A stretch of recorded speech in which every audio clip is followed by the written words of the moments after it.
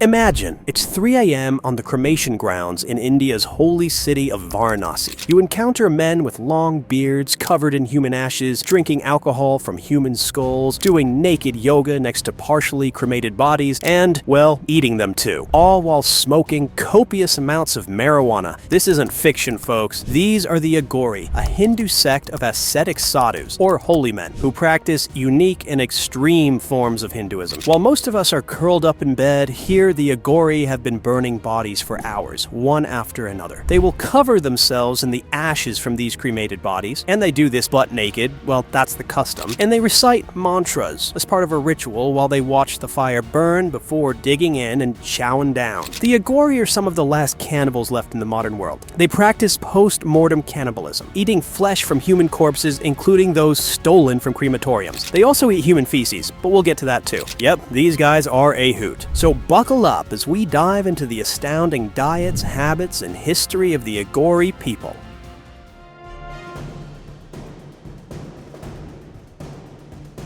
The traditions of the Aghori stem from a belief that everything is beautiful and a creation of the gods. They take a stand against discrimination in the Hindu caste system, which historically boxed people into rigid social hierarchies. Now, when it comes to their diet, let's just say these Aghoris are the ultimate adventurous eaters. I mean, they'll eat anything, literally. Rotten food? Sure. Scraps from the dump? Why not? Animal feces and urine? Unfortunately, yes. You name it, they eat it. Eating human flesh and excrement is their way of proving that nothing is too lowly and that they're on the express train to enlightenment. For the Aghori, practicing cannibalism is an affirmation of this way of thinking. In their logic, because nothing is profane or separate from God, a corpse is just an empty shell without its soul. Despite their extreme practices, however, a true Aghori is all about peace. They won't kill or harm anyone while they're still alive. Aghori adherents carry a human skull, or what they call a kapala, and they use this as a bowl to eat, drink, and perform rituals. One of their more, let's say, unique rituals is cutting up a human body, already dead of course, into 95 small parts, which are then consumed by 95 different Aghoris. They believe that this is beneficial for both them and the dearly departed. You might even spot an Aghori nibbling on leftover flesh from the cremation ground like it's a midnight snack. The Aghoris also source their ingredients from corpses floating down the Ganges River. Families who can't afford cremation often push bodies into the Ganges, and this provides the Aghoris with a morbid kind of river buffet. So once they've gathered their corpses, they wait until the privacy of a new moon, where they chant mantras and make offerings to Shiva, and well, dig in. So next time you look up at a full moon, know that in the darkness of Varanasi, there is a naked man covered in human ashes eating a corpse while smoking marijuana. What a wondrous world we live in.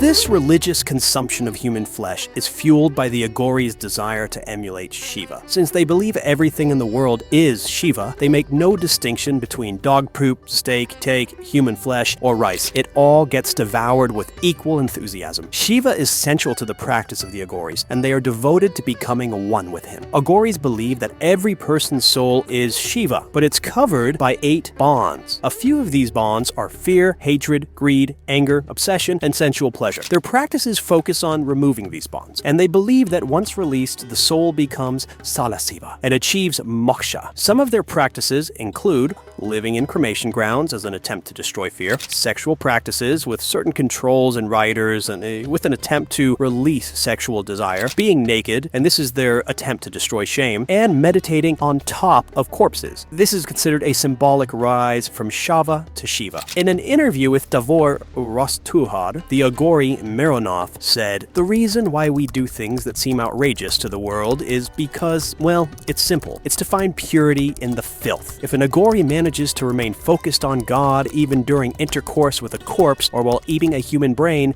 then he's on the right path." Sounds like a lively bunch.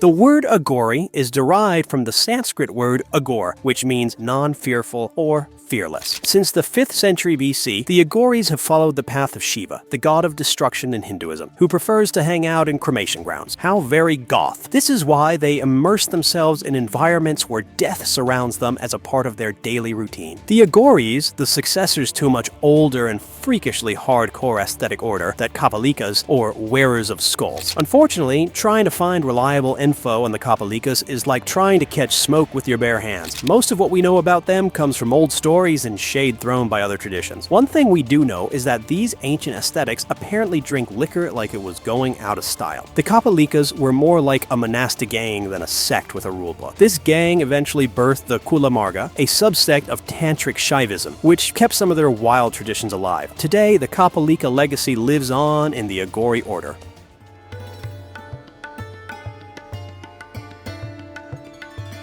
The present-day Aghoris trace their origin back to Baba Kinaram, an ascetic who supposedly lived for 150 years, finally going it quits in the second half of the 18th century. He is considered the OG of the Aghori sect and is regarded as an incarnation of Shiva. His birth was nothing short of a supernatural soap opera. Born in 1658 to a family in Ramgarh village, Baba Kinaram's arrival was already marked by drama. He was born on Chaturdashi, a day super auspicious for Shiva worship. Notably, he came into the world with a full set of teeth, baby's first chompers. This kid neither cried nor drank his mother's milk for 3 days after his birth. On the 4th day, 3 monks, believed to be the manifestations of Brahma, Vishnu, and Shiva, showed up and took the child in their arms.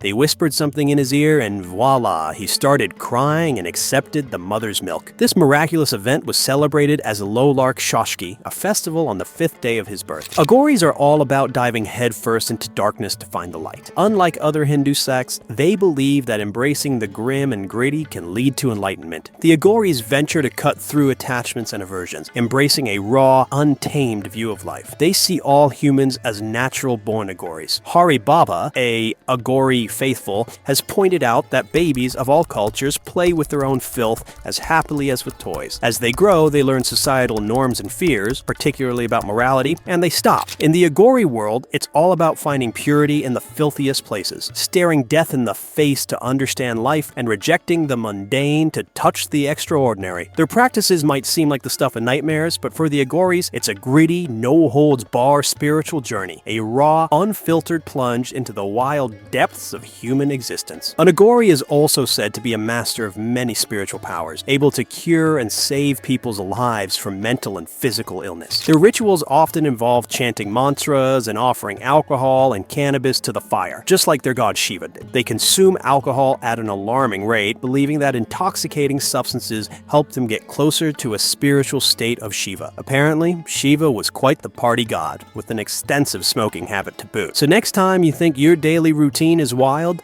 just remember the Aghoris. They've been taking living fearlessly to a whole new, mind-blowing level since the 5th century. Craving more culinary histories? Don't forget to like, subscribe, and hit the bell icon to join us on more culinary expeditions. Because remember, everyone needs to eat.